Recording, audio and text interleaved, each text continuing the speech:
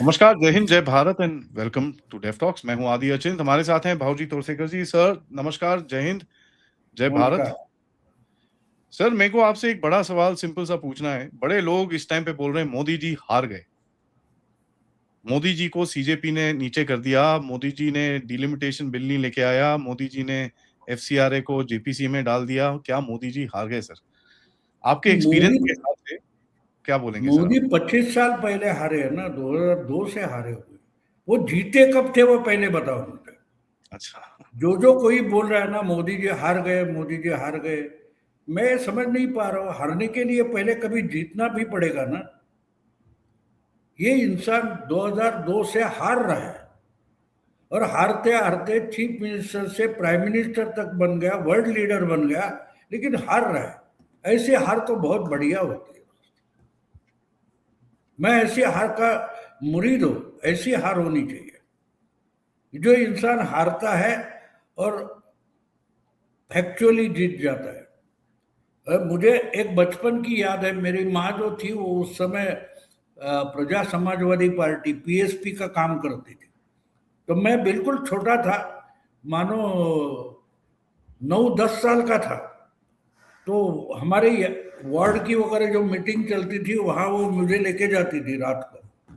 तो 10-12 वो सब समाजवादी बैठते थे, चर्चा करते थे। तो हमारे वहाँ कारपोरेशन का चुनाव हो गया था और इनकी पार्टी का भास्कर देसाई करके कैंडिडेट था, वो हार गया था। और कम्युनिस्ट पार्टी का कृष्णा देसाई कैंडिडेट था, वो जीत गया था। वो आगे चलकर एमएलए बना, उसकी मर्डर हो गई, बड़ी हिस्ट्री है उसकी। तो मैं 9-10 साल का बच्चा सुनता था ये चर्चा, लेकिन हमारी तो मॉरल विक्ट्री हो गई, नैतिक जीत तो हमारी है। तो मैं बचपन में ये नहीं समझ पाया कि इनका कैंडिडेट जो हमारी माँ की पार्टी का कैंडिडेट है वो तो चुनाव तो हार गया है, फिर ये मॉरल विक्ट्री क्या होती है, ये मेरी उस वक्त समझ में नहीं आया। 60 साल बाद अभी मुझे पता चल रहा है कि जो जीतता है उसकी मॉरल हार होती है। तो वैसे तो मोदी हार गए, और आज की बात नहीं, 2002 से रोज हार रहे। 3 विधानसभा, 3 लोकसभा। तो ये हारने दो, अच्छा है।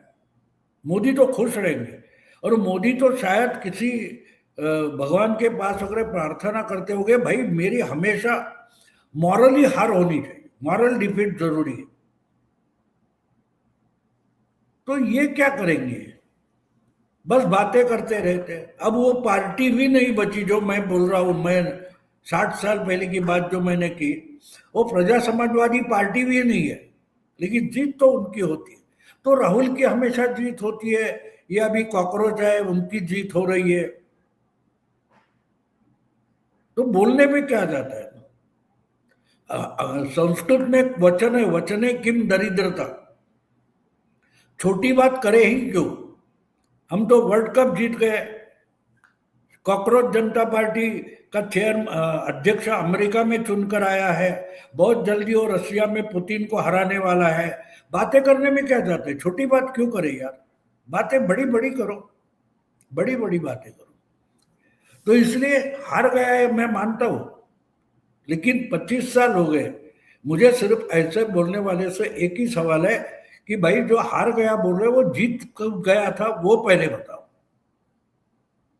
हारने की बात छोड़ो, मोदी तो हारने के लिए पैदा हुआ है, लेकिन आपके सर पर चढ़कर बैठता है और आप उसको सर से उतार नहीं पा रहे हो।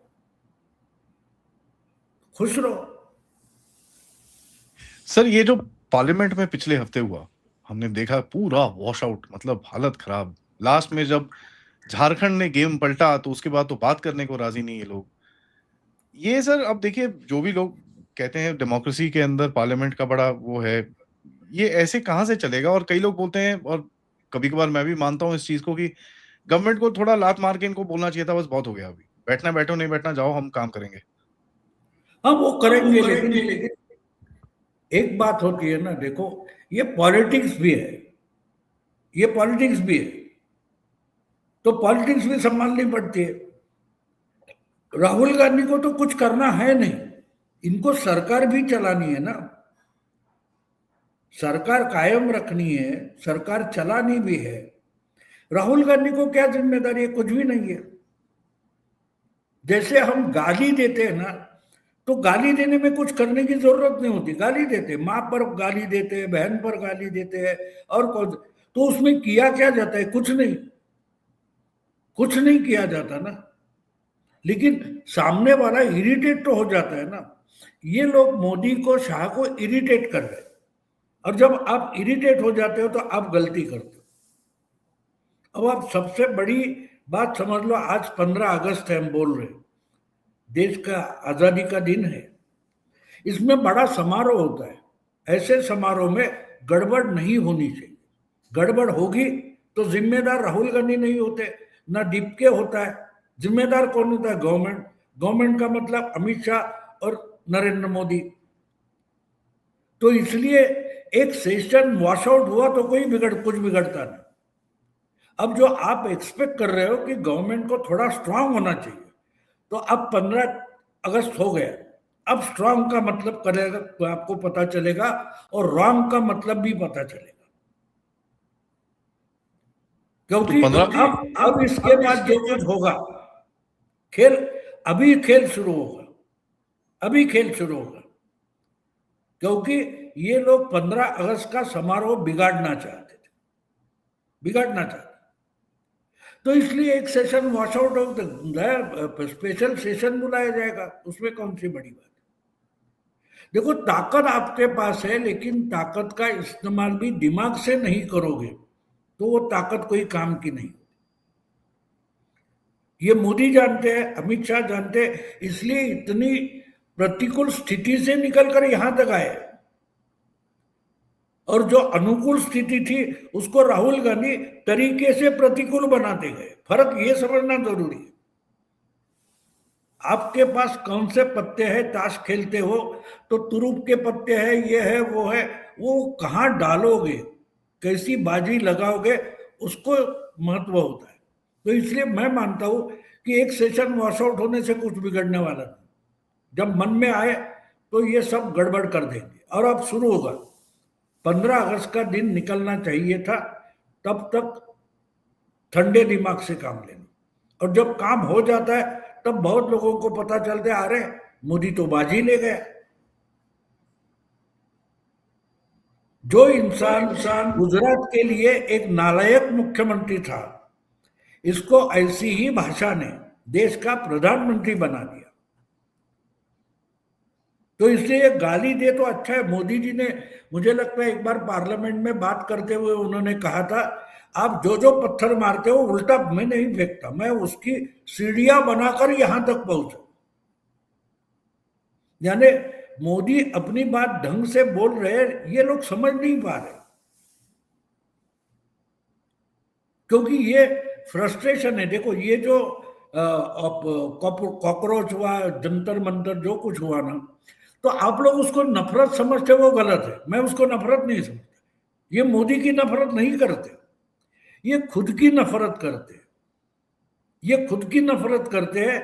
और इसका परिणाम ये होता है कि नफरत खुद की करते हैं, लेकिन उसका ठिकरा किसके सर पर फोड़ेंगे? तो मोदी के सर पर। आप अपने नकारेपन के लिए दूसरे को दोषी ठहराते हो, ये फ्रस्ट्रेशन होता है। फ्रस्ट्रेशन का मतलब हमें समझना चाहिए। देखो, पाकिस्तान 50 साल से, 70 साल से देश भारत को गाली देते आए, कहां पहुंचा है? कहीं नहीं पहुंचा। तो इसलिए एक बात समझना जरूरी है कि ये लोग बोल रहे मोदी को हराया, बिल्कुल सोते, मोदी सोता नहीं है, अमित शाह सोता नहीं है, मैं उनको सोने नहीं दूंगा। अरे तू जागा तो रहे। जब नीट का इशू राहुल गांधी ने उठाया था और शुरू किया था आंदोलन, 15 दिन गायब हो गए, बीच में आ गए, कॉकरोच खा गए। अब रो रहा है कि नीट का मुद्दा तो हमारा था, हमारा था। तो कॉकरोच को खाने को छोड़कर तू 15 दिन विदेश चला गया था। तो ऐसे लोग मोदी को हरा नहीं सकते। और आपको याद होगा, अभी कुछ दिन पहले उनका दिल्ली आईआईटी में जो भाषण हो गया मोदी जी का, तो मोदी जी ने एक बहुत बड़ी बात बताई कि देखो, पॉलिटिक्स या जिंदगी आउट ऑफ सिलेबस होती है। स्कूल में जाते हो, परीक्षा देते हो, कोई बोर्ड की एग्जाम हो, जो भी कोई हो, उसका एक सिलेबस होता है। लेकिन जिंदगी की परीक्षा आउट ऑफ सिलेबस होती है। और कई बार तो एक बड़ी बात मोदी ने कही कि कई बार तो सामने क्वेश्चन पेपर तक नहीं होता, हमको ही सवाल ढूंढने पड़ते हैं और हमको ही उस सवाल का जवाब ढूंढना पड़ता है। अब ये बातें सब पढ़े लिखे राहुल गांधी के दिमाग में नहीं आएगी, ये अनपढ़ लोगों की बात है। मोदी तो अनपढ़ है, मोदी तो अनपढ़ है ना। और अनपढ़ लोग ही, देखो आइंस्टाइन ने कहा है कि बहुत बड़ी भारी बात हो, वो जो अनपढ़ लोग हैं उनको जल्दी समझा सकते, ज्ञानी लोगों को नहीं समझा सकते। क्योंकि ज्ञानी लोगों की एक प्रॉब्लम ये होती है कि उनको हर चीज की डेफिनेशन की जरूरत होती है। हवा का मतलब क्या है, तो हवा की एक डेफिनेशन है। मोदी क्या होता है, मोदी की एक डेफिनेशन होनी चाहिए। अमित शाह क्या है, अमित शाह की डेफिनेशन होनी चाहिए। लेकिन अमित शाह या मोदी जैसे पॉलिटिशियन की अभी डेफिनेशन नहीं हुई है। इसलिए अपोजिशन के लीडर से लेकर बड़े बड़े संपादक और जो इंटेलेक्चुअल्स है उनको भी पता नहीं चल रहा है कि मोदी है क्या। अगर आपको मोदी क्या है वो पता नहीं, तो उसका बंदोबस्त आप क्या करोगे, क्या करोगे आप? तो इसलिए ये बातें करना ठीक है, मोदी को तो हमने हरा दिया 2 साल पहले। पहली बार 24 के बाद जब पार्लियामेंट शुरू हुआ तो राहुल गांधी ने क्या बोला था, आपको याद है? हमने तो मोदी का घमंड चूर चूर कर दिया। जिस दिन नतीजे आ रहे थे 2024 के, तो खड़गे क्या बोले थे, हमें अभी सरकार बनाने की जल्दी नहीं। ये सरकार बनाने वाले थे, 99 एमपीज थे और उसकी सरकार बनाने वाले थे। और इनके लिए नायडू और नीतीश को एनडीए छोड़कर वापस आना चाहिए था। तो ऐसे लोगों की बातें जो है उसको गंभीरता से लेने की जरूरत नहीं, एंटरटेनमेंट के लिए जरूरी है। हमारा एक दोस्त था, बहुत पहले की बात है, एक ग्रुप में हमारे एक की लोग हम मजाक उड़ाते थे। तो मेरी वाइफ जो थी वो बेचारे की साइड लेती थी। तो हमारा एक दूसरा दिलीप मांग का दोस्त था, वो मेरी वाइफ को समझाता था, यार तू क्यों बीच में आती है, हम के इसके दुश्मन में हम भी दोस्त हैं। लेकिन ये अगर दिमाग की बात करेगा तो हम हंसेंगे कहाँ? जिंदगी की दुख है, जिंदगी दुख भरी होती है, उसमें थोड़ी हंसी मजाक होनी चाहिए। तो ये गलत बयानी करे राहुल गांधी, ये हमारी जरूरत है। पॉलिटिक्स इतनी सीरियस बात है कि इसमें अगर राहुल जैसा कोई नहीं होगा तो चलेगा कैसे? ये बचकानी हरकत उसने करनी चाहिए। तो आम जनता उनका, अब देखो आप मुझे बताओ कि कॉकरोच आंदोलन तो हो गया, इन्होंने सबको झुका दिया, फिर अब दिल्ली की जनता इसको क्यों भगा रही है? इसको कोई हॉल नहीं मिल रहा है। ये किसी पार्क में जाकर बैठे तो आसपास के रेसिडेंट उतर आए, भाई भाग जाए इधर से, इधर नहीं चाहिए। तो लोग क्या बता रहे हैं? लोग बोल रहे हैं तू गंदगी है, गंदगी हमारे आसपास नहीं चाहिए। डिपके को और उसकी टीम को अगर किसी पार्क में आसपास के रेसिडेंट भगाते हैं, उसका मतलब समझ रहे हो?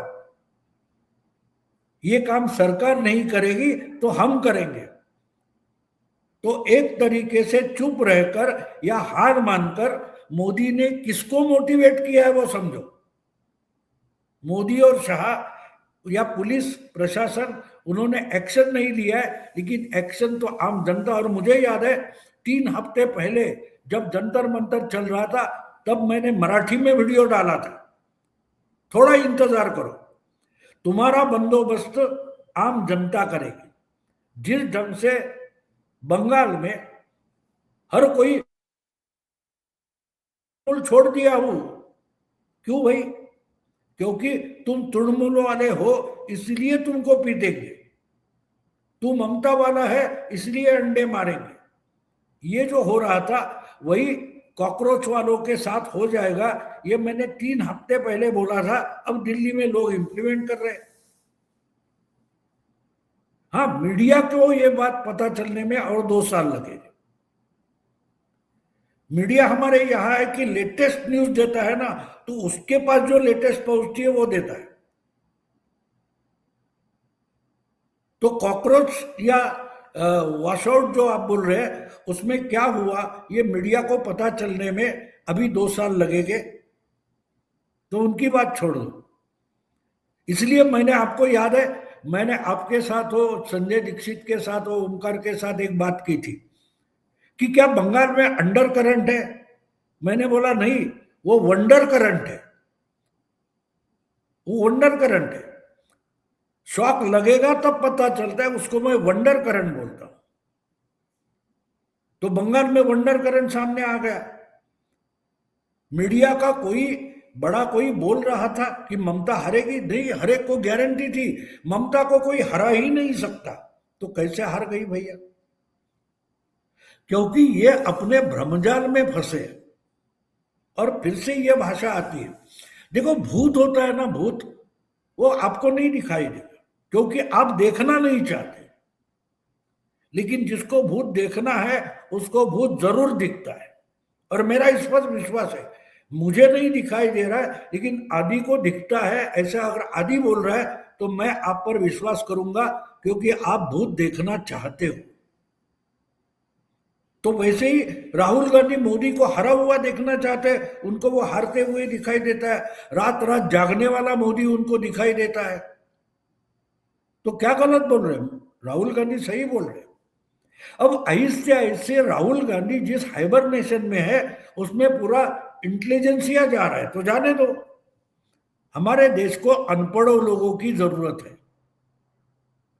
दुनिया के सबसे बड़े अर्थशास्त्री 10 साल प्राइम मिनिस्टर थे और हमारी इकोनॉमी 11वें नंबर पर पहुंच गई।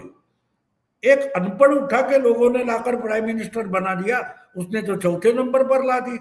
इसका मतलब हमारे देश को अनपढ़ लोगों की जरूरत है, ज्ञानी पढ़े लिखे लोगों की जरूरत नहीं है।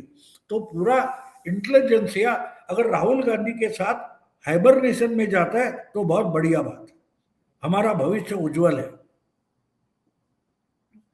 सर, सबसे बड़ी चीज़ है अभी इस टाइम पे जो देश के अंदर इस टाइम पे ये जो बोलते हैं ना आंदोलनजीवी का एक जो आज सुबह जैसे प्राइम मिनिस्टर मोदी ने भी बोला कि ये क्या दिमागी नक्सल लोग हैं। तो मोदी साहब भी ना नए-नए टर्म निकालते हैं। अभी अर्बन नक्सल भी एक्चुअली अर्बन नक्सल तो बढ़ाया उन्होंने था, निकाला तो कांग्रेस ने था वो नाम। बट ये दिमागी दिमागी नक्सल अब आपको क्या दिखता है सर होते हुए? किस तरह से ये इकोसिस्टम तोड़ा जाएगा? क्योंकि ये एक आखिरी इकोसिस्टम है जिसने अपना एक बोलते हैं ना रेजिस्टेंस दिखाया है कि हम नहीं बदलेंगे। बाकी सब कुछ मत चेंज हो गया है, हम नहीं बदलेंगे।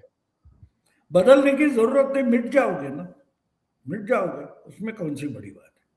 देखो, ये लोग ये बात नहीं समझ रहे कि मोदी के खिलाफ पहला मोर्चा खोला ही था मीडिया ने, वो कांग्रेस ने उठा लिया।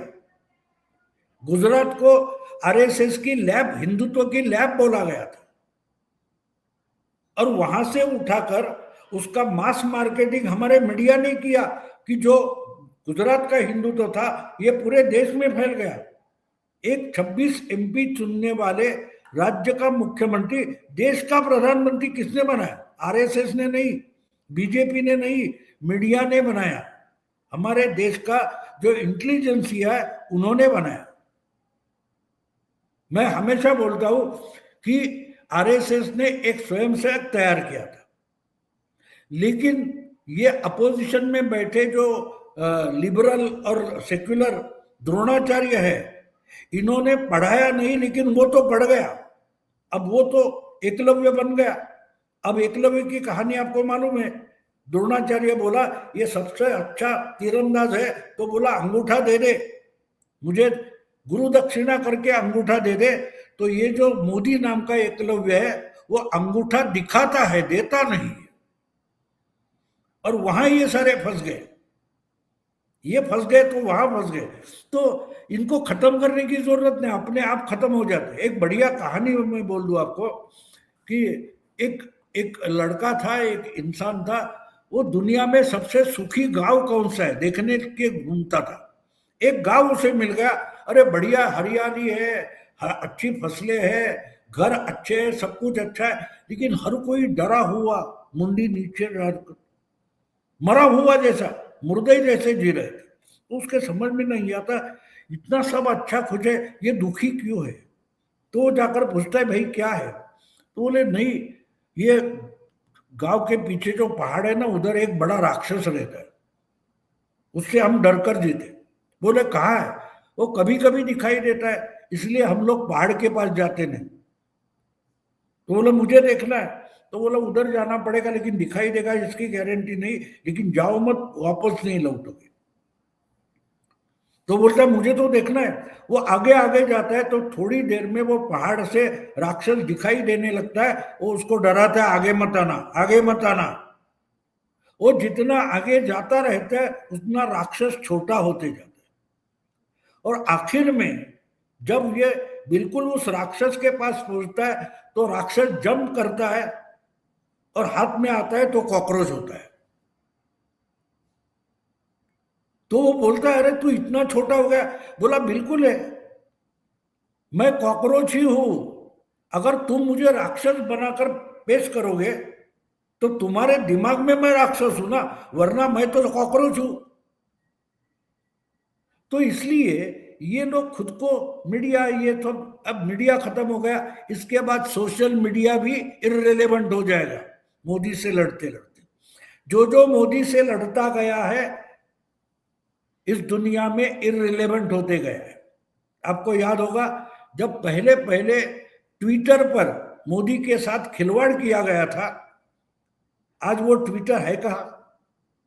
एक्स बन गया, ये बन गया, वो बन गया। तो उस वक्त ट्विटर ने मोदी से पंगा लिया था, आज ट्विटर मानो ओझल हो गया, इंस्टा हो जाएगा। तो देखो सच्चाई एक बात होती है। एक और कहानी बढ़िया है, मैं बोल दूं। एक बार इंद्र के दरबार में अंधेरा पहुंच गया और बोला ये सूरज मेरे पीछे क्यों पड़ा है, मैंने क्या बिगाड़ा है उसका, उसको रोको जरा, मुझे धमकियां देता है, ये करता है, वो करता है। तो इंद्रदेव किसी दूत को भेजते हैं सूरज के पास, बुला लो उसको, क्यों सताया अंधेरे को। तो सूरज आ जाता है। बोले तू अंधेरे क्यों सताता है। मैंने बोला कौन अंधेरा। सूरज बोला कौन अंधेरा, मुझे तो मालूम नहीं, मैंने कभी देखा तक नहीं है। तो वो बोलता है कि जाओ अंधेरे को लेके आओ। अंधेरा बोलता है मैं नहीं सामने आ जाऊंगा, मैं हाउस में नहीं आऊंगा, अमित शाह को हाउस में आकर जवाब देना है, मैं अंदर नहीं आऊंगा, मैं हाउस में नहीं बैठूंगा, समझे।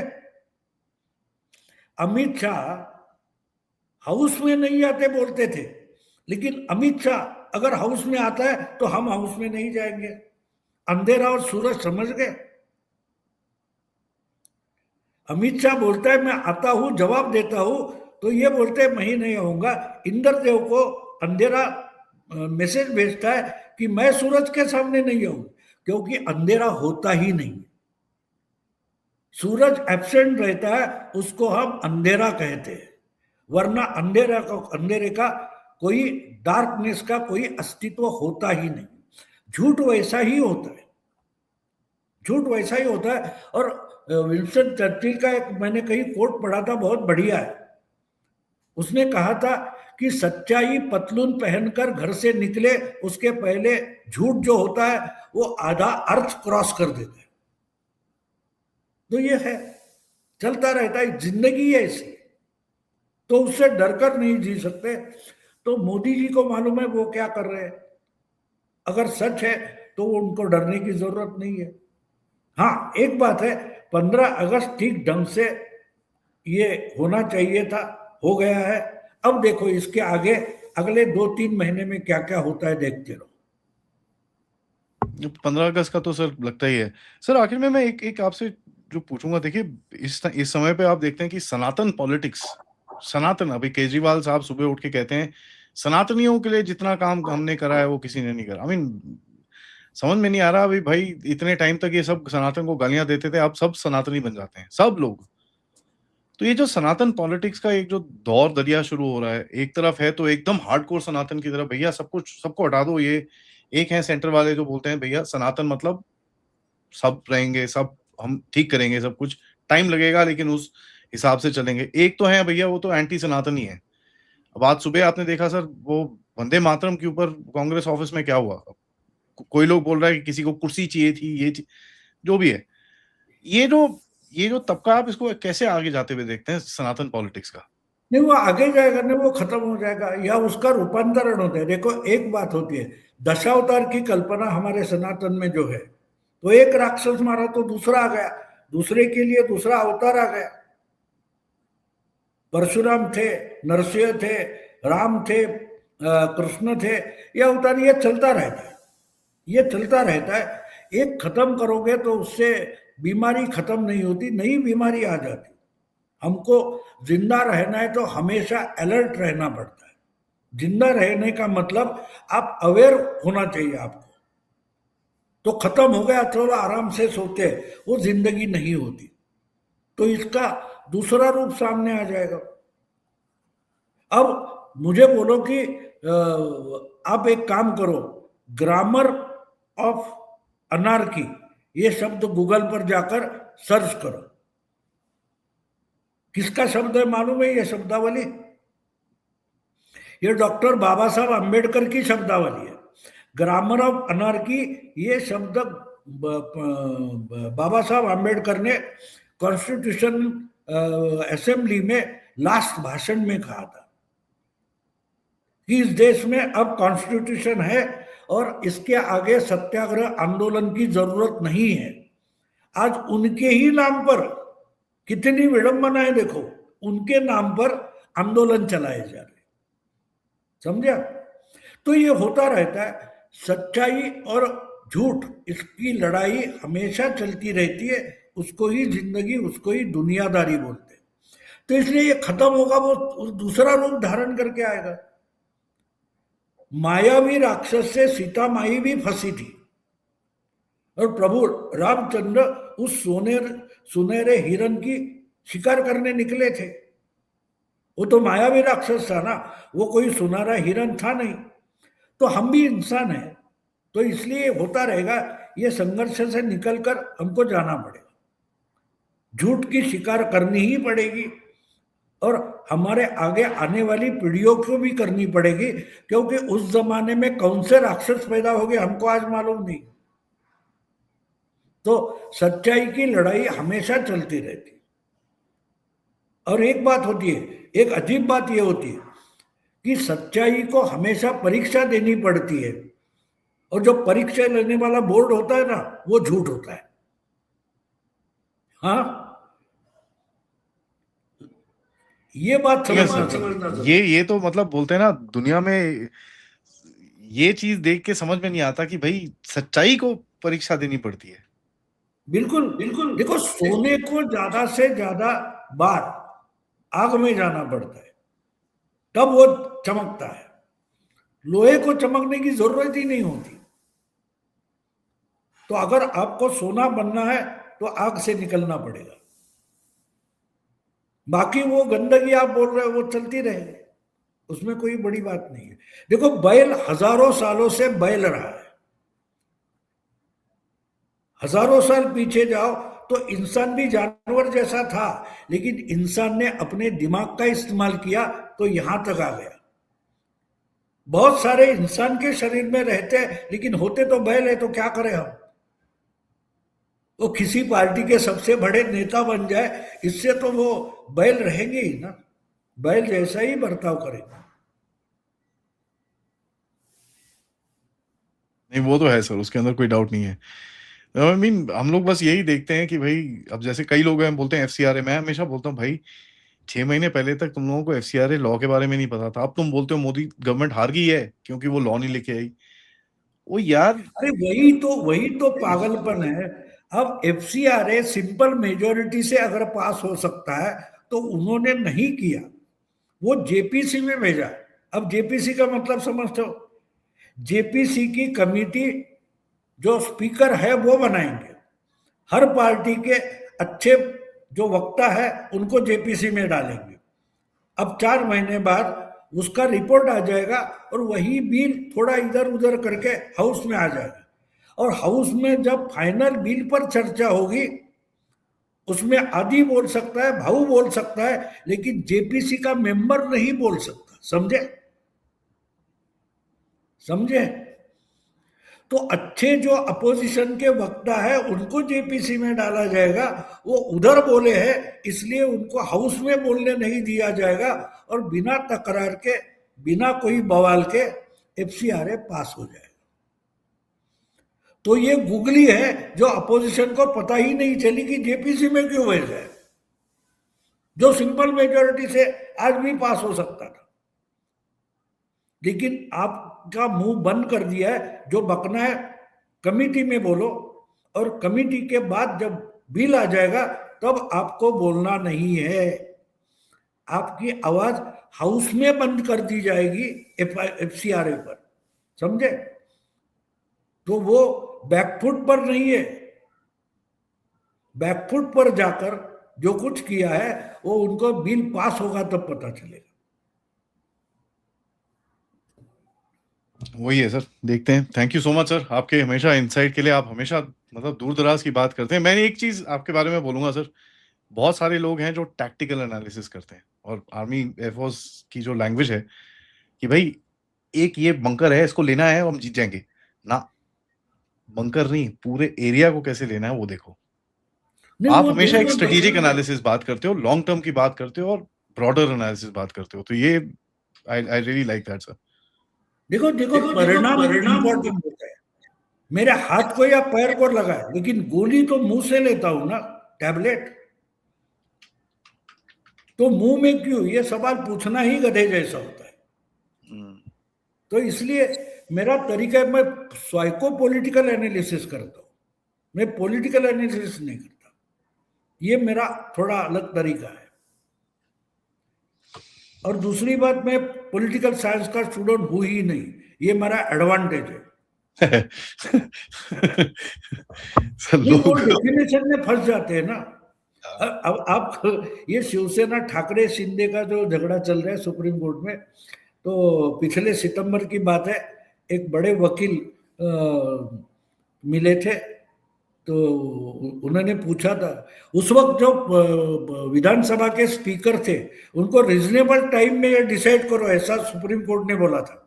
तो वो बड़े वकील है, उन्होंने, दोस्त है मेरे, मुझे पूछा ये रिजनेबल टाइम क्या होता है? तो मैंने बोला सिंपल है, जिस घड़ी में काटे ही नहीं उसमें गिना जाता है वो रिजनेबल टाइम होता है, समझे? तो ये बात है, अरे रिजनेबल टाइम हर इंसान का अलग होता है ना, हर इंसान का अलग होता है।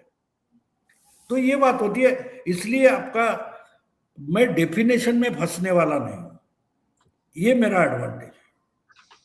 ठीक है, चलो। Thank you sir, thank you so much आपके समय के लिए। सब ऑडियंस से रिक्वेस्ट है, प्लीज वीडियो को लाइक करिए, सब्सक्राइब करिए, और प्लीज हमको सपोर्ट करते रहिए। सर का विश्लेषण हमें सुन के मेरे को बड़ा पीस ऑफ माइंड मिलती है, एंड आई एम श्योर आपको भी यही लगेगा। Thank you sir once again.